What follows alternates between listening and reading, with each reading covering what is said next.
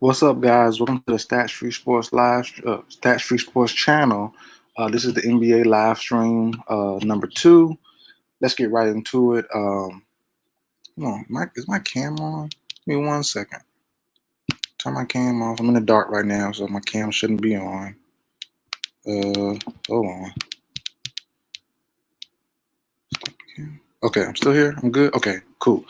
All right, so I want to touch on NBA schedule or the NBA pregame preseason last night that happened.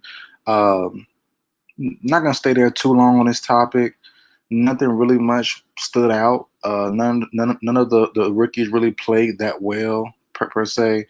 The best, I guess, stat wise was and also look wise was Obi Toppin for New York Knicks. For one, that Knicks game and Knicks versus Pistons game was terrible to watch. They couldn't buy a bucket last night. Neither team. Both teams shot poorly. Neither team got over 90 points. That was the lowest scoring game of the entire night. No, excuse me. The Lakers and Clippers were, but they were right behind them, not too far off. But yeah, killing Hayes didn't look too good to me. And it's only like I said, they were drafted 2-3 weeks ago. Just got with the team a couple of weeks ago. First preseason game. It's not a big deal. I'm just saying. I'm seeing people really high on Killian Hayes, and I never got it. But you never know. But just real early on, real first glimpse at him, I wasn't too impressed. Cole Anthony didn't do too much. Yeah, Obi Toppin was cool. Yeah, it wasn't really nothing to really run home about with any rookie per se. I am happy to see John Wall and DeMarcus Cousins back. Both injured last couple of years, played by injuries, and they both played well. John Wall, like I said in my previous NBA live stream, part 1, John Wall is still quick, still explosive, still fast, all that. He wasn't as quick as he used to be. You can tell people can still get it. People are now getting in front of him, but he has the veteran moves and the savviness to, do the up and under, do a Euro step. He's been doing that, but he not straight blowing by as he used to, but he still got enough speed to get past you when he needs to. So I like that from John Wall. Shot the ball well, 9 assists. Good job, John Wall. Cousins played well. The two standouts to me personally that I enjoyed seeing the most was Carmelo. I love Carmelo.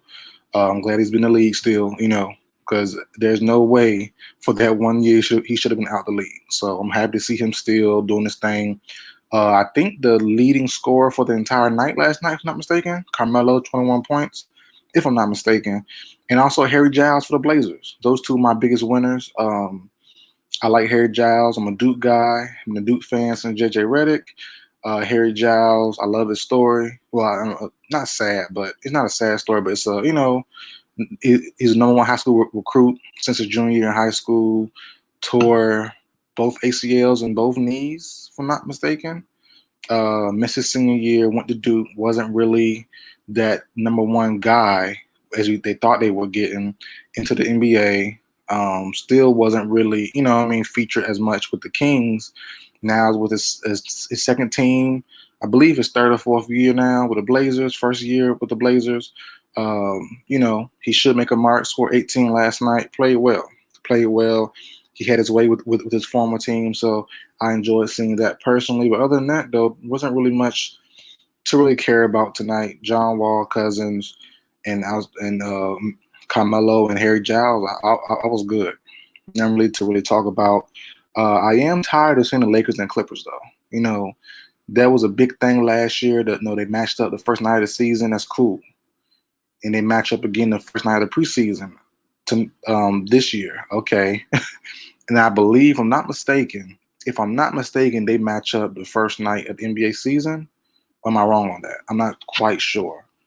But yeah, I'm really tired of them matching up as the premier matchups to open up the year with the Clippers and Lakers last couple of years. Last year, I understand it. This year, not so much. But let's move on. Let's go. I guess staying with the Clippers. Let's go to Paul George. Paul George signed a max offer of 5 year, 225 million, if I'm not mistaken. What else could they do? I mean, they kind of had to. There's no other option. I saw a big, people in the comment section on Twitter, and all social media and YouTube was going crazy.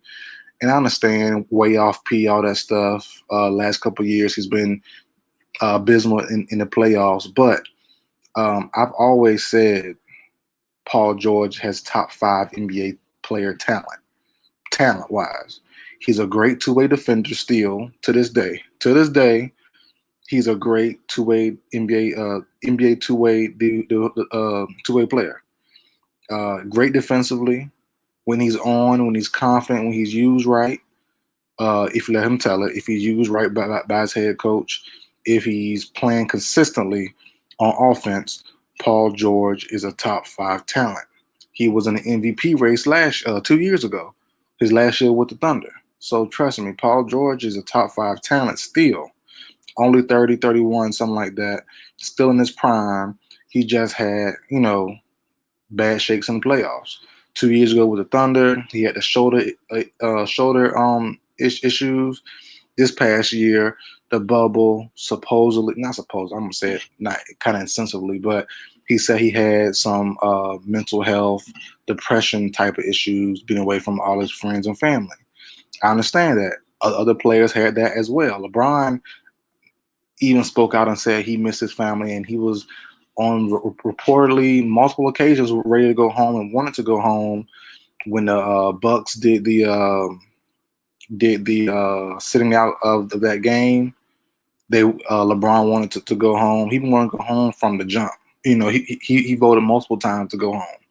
So the report was a lot of the star players in the bubble had to come to him and talk him out of going home, and his friends and stuff like that had to talk him out of going home and staying and finishing off the season. So he's not. Paul George isn't the only one that felt that depression or sadness of not being away from, or not being with his friends and family and kids, whatever. So, so these last 2 years for Paul George, I understand it, kind of, sort of. The second year, the first of those 2 years, like I said, with the Thunder, the shoulder injuries, okay, and then this year, the bubble, pandemic, okay. You gotta let that slide a little bit. So, Paul George still a top 5 talent. That hasn't changed, and Kawhi Leonard hasn't signed his deal yet. So it's not like that Kawhi already signed in, he's on board, and then you can trade Paul George if you want to. It don't work that way. Kawhi hasn't signed yet. I'm pretty sure the angle for Kawhi was make sure Paul gets signed first, and then I'll sign, and still make moves around me to keep me happy here.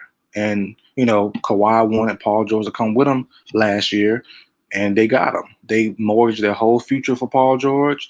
So they kind of had no choice but to keep him. You know what I'm saying? As long as he's not injured or nothing crazy, he's fine. So yeah, he had no devastating injury last year. Just had a bad playoff run. That's all it was. So yeah, Paul George should be fine. 5-year, big money deal too. 5-year, 225 million. That's a nice move. Yeah, let me see. And I believe, people were making the case Paul George is top 20 player in the NBA right now. He's still top 10. He's on the back end of that top 10 for sure, but he's still top 10 right now. And I want to talk about this as well. I want to speak on this. Paul George is top 10 for right now, but LeBron James turns 36 in like a week or two. When we talk basketball, everything go back to LeBron James, right? We all know this. Current basketball, everything trends toward LeBron James. It goes right back to him. He's a quote at every conversation, right? So when LeBron turns 36, you have Steph Curry is 32, I believe.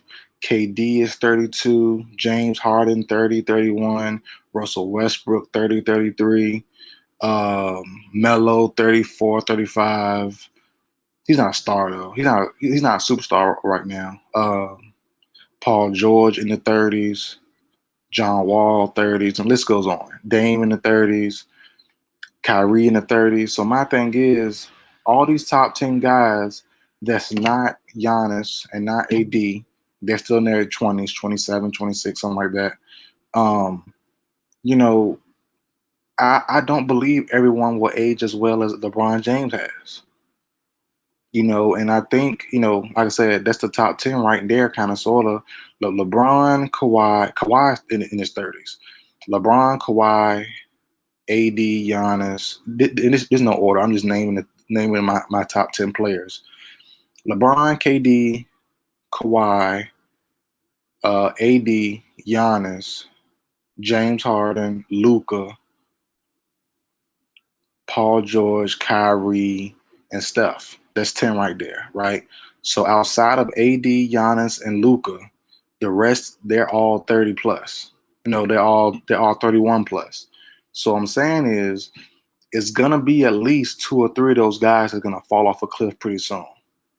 Your prime ends as a basketball player around 32, 33, 34, in that range. Now, I know with the way the game is played now, with modern medicine and people putting millions of dollars in their workout plan, their rehab plan, and their health and stuff like that, it could be a little bit longer before we see that drop.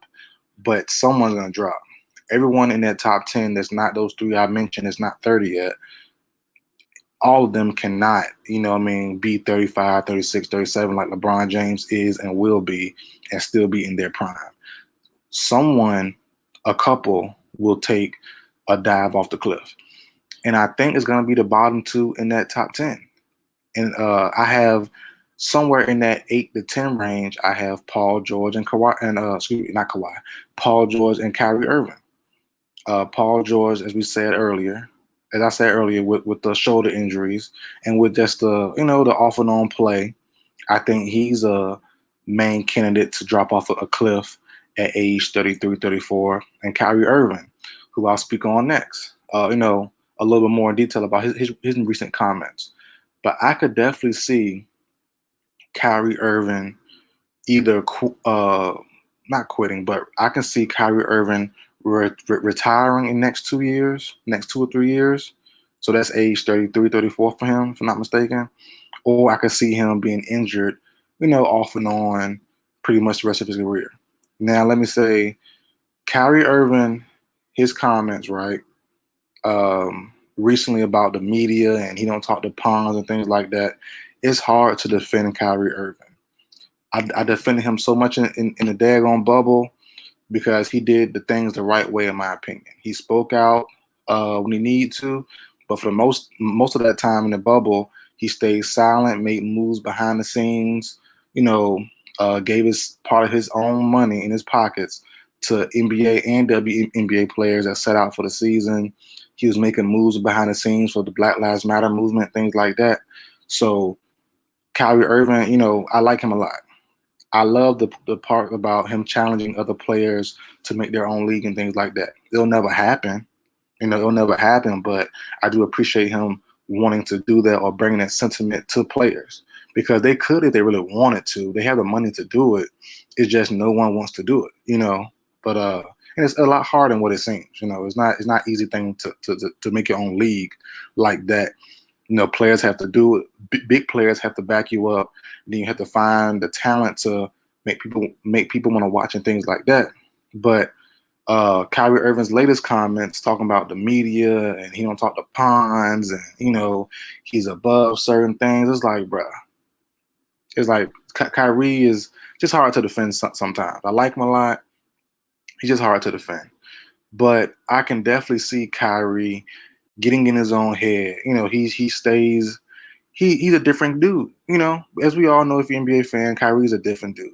And I definitely can see with his injury history, I can see him being hurt off and on pretty much steadily the rest of his career, or I could see him somehow getting his head like an early retirement is a must. If they win or lose the next couple years with KD, I can see him like, okay, I'm 33, 34.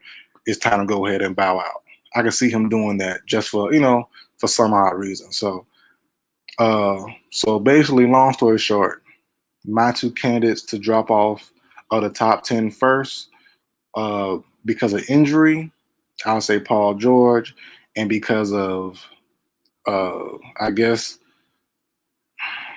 I'm trying to say it a good way. I guess the way Kyrie thinks, I could see an early retirement for Kyrie, or I could see Kyrie just being injured next couple years. Trying to get going, trying to help KD win a ring in Brooklyn, and Kyrie just stays hurt and he's retired, and he retired the next couple years. I can see that happening. Let's see what else. Not much to talk about. NBA preseason, Paul George contract, Kyrie Irving. Oh, James Harden. James Harden trade update. So James Harden has expanded his list to the Bucks and the Heat, along with the Sixers and the Nets. That's right. All the Nets have to do, to be honest, is add Kyrie. Obviously, I would do it.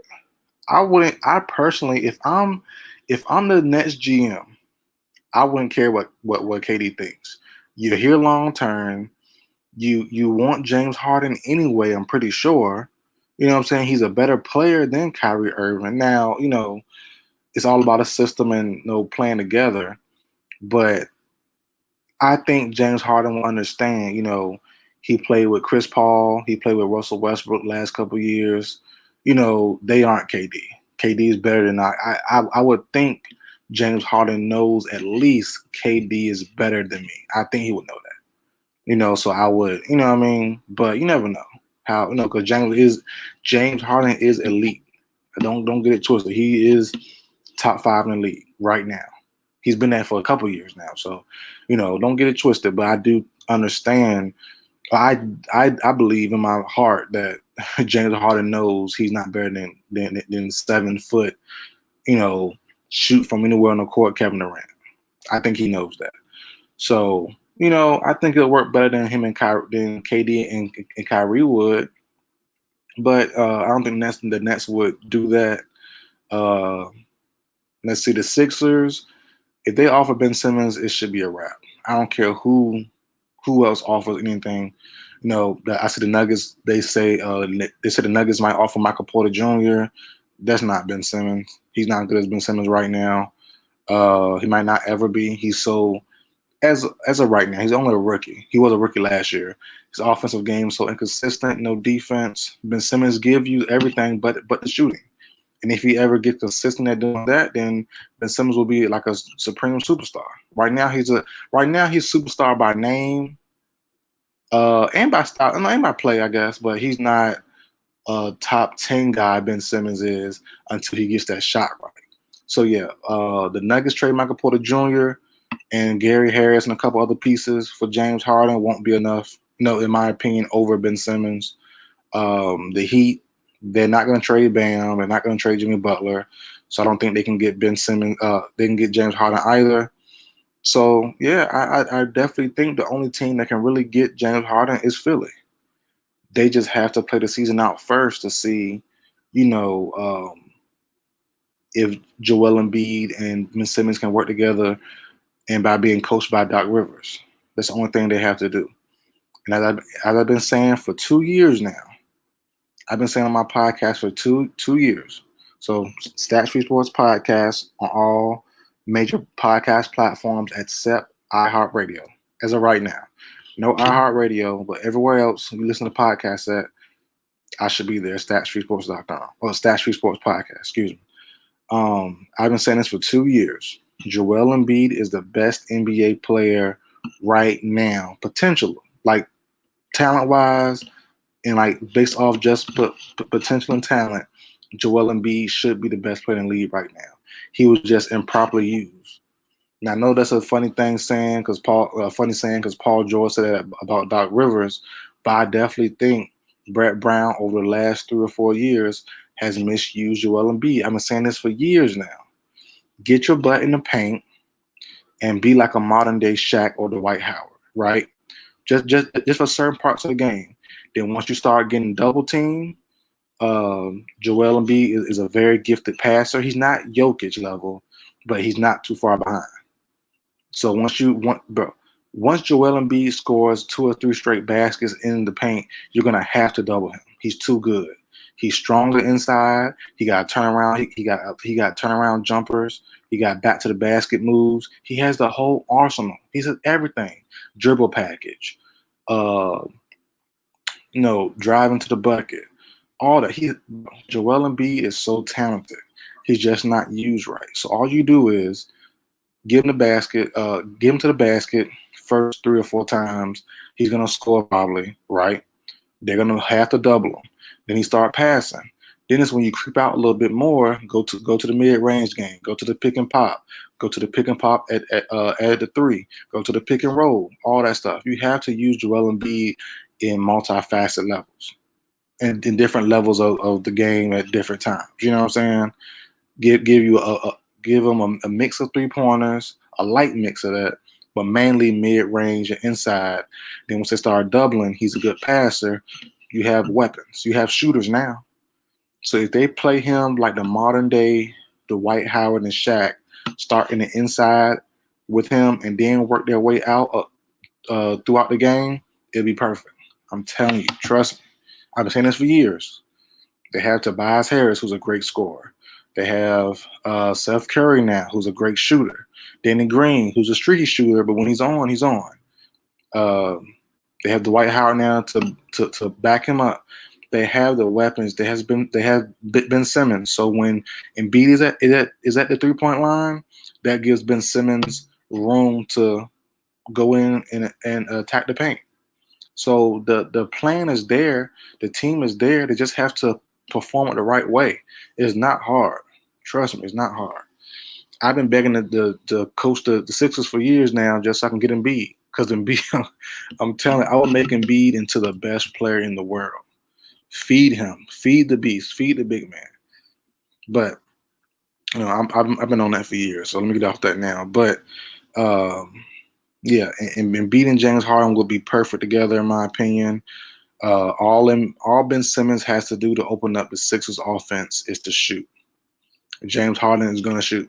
And you can definitely trade James Harden and Ben Simmons like just straight up. Because I don't think – okay, as I said, James Harden's a top 5 player. Ben Simmons is probably top 15, top 20. He's top 10, top 5 level if he just could shoot. But that takes him down a lot. So I'll say Ben Simmons is top 15, right? James Harden's top 5. I think with the potential of Ben Simmons to potentially one day to shoot, I think you could trade him head up with James Harden. I don't think you need to add another piece to it. I don't think you do. I think that should be fine. I think the salaries match up. Ben Simmons and James Harden would be fine. No, the Rockets probably want more, probably picks, whatever. But, yeah, just straight up player-wise, they shouldn't have to add no one else to it because Ben Simmons, once he shoots, should be a top 10, top 5 caliber player. No problem. No problem. He just got to start shooting and, got to at least try to make the defense stay honest. But, yeah, that's really it for the video. I did the NBA preseason. Paul George, contract extension, got into Kyrie and his crazy self. James Harden trade news update. That's really it. Yeah, NBA games tonight. Let's see who's playing tonight. Thunder and Spurs, not watching that one. Pacers, Cavaliers, not watching that one. Raptors, Hornets. If Lonzo Melo playing, I'm definitely tuned in. The Melo's must-see TV. Grizzlies, Timberwolves, gotta watch that for Anthony Edwards. Mavs and Bucks, no. Nuggets and Warriors. I do want to see Steph play. Suns and Jazz. No, I'm good. Hold on, let me go back to my top 10 list though. Before I go. So I didn't have Dame in there either. Okay. I'm gonna do a quick 1 through 10 in order, off the top of the dome. LeBron, that's easy. KD, Kawhi, Giannis, James Harden. That's 5, right? Okay. Ooh, I know AD up there either, huh? Yeah. Okay. So let me go back. Let me go back. LeBron 1, KD 2, Kawhi 3, AD 4, James Harden 5, Giannis 6. Perfect. Okay, that's my top 6. Okay.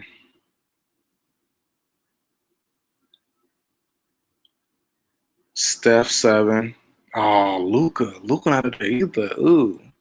Kawhi. No, excuse me. Giannis 6. Luka 7. Steph 8. Paul George 9. Kyrie 10. Perfect. Yeah. Yeah.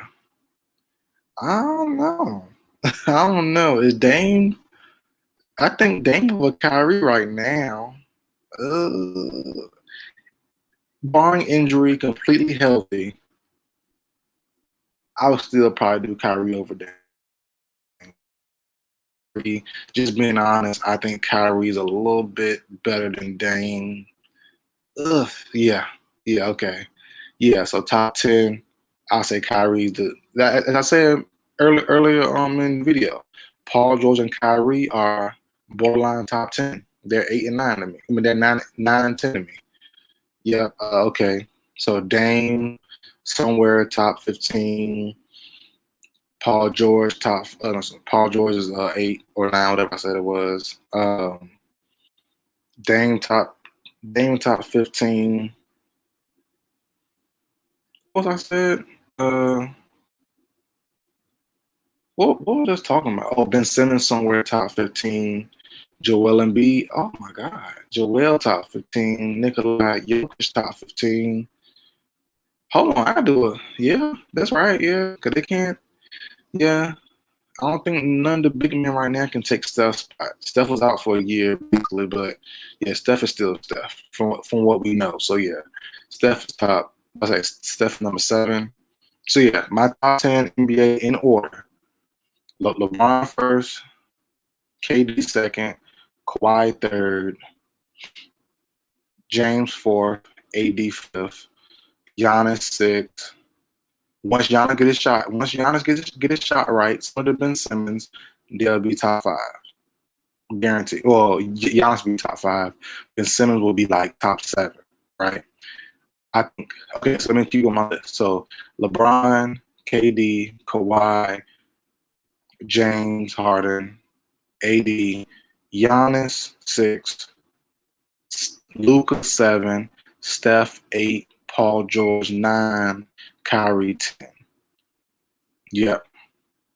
And then if the list stays the same for the next couple of years, which probably won't, because as I said, some players will be on that decline pretty soon. Once Ben Simmons gets his shot right, Ben Simmons will leapfrog Steph, in my opinion, and he will bump Steph back to top 9, and then Paul George and Kyrie fighting for that 10 spot along with Dame Lillard. I think Dame Lillard is the number 11.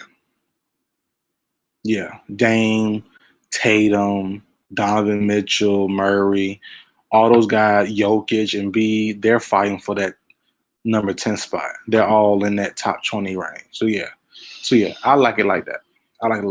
Yeah. So yeah, if Embiid performs well this year, he can be top 10. If Ben Simmons gets his shot right, he can be top 10. Like I said, that 8 through 10 can be switched easily. If Steph is hurt again, no, because Steph is by herself again. Andrew Wiggins, Kelly Oubre, they're not Clay. So if Steph is fragile and gets hurt again for the most of the season, he's gonna have to lose a spot. He's gonna have to, just by default. And Ben Simmons and Joel or Dame or Tatum, whoever steps up big, Mitchell, Jamal Murray, Jokic, they're going to take that spot. If Paul George struggles, his spot is gone. If Kyrie's hurt again, his spot going to have to be gone. So yeah, it's that top 10 list is getting tight, man. It's getting tight. Yeah, that's really it for the video. That's it. So I gave you my top 10. We covered the NBA preseason, James Harden trade update, Paul George contract extension, Kyrie Irving wilding out as usual. That's it for the live stream, guys. I will see you guys next time.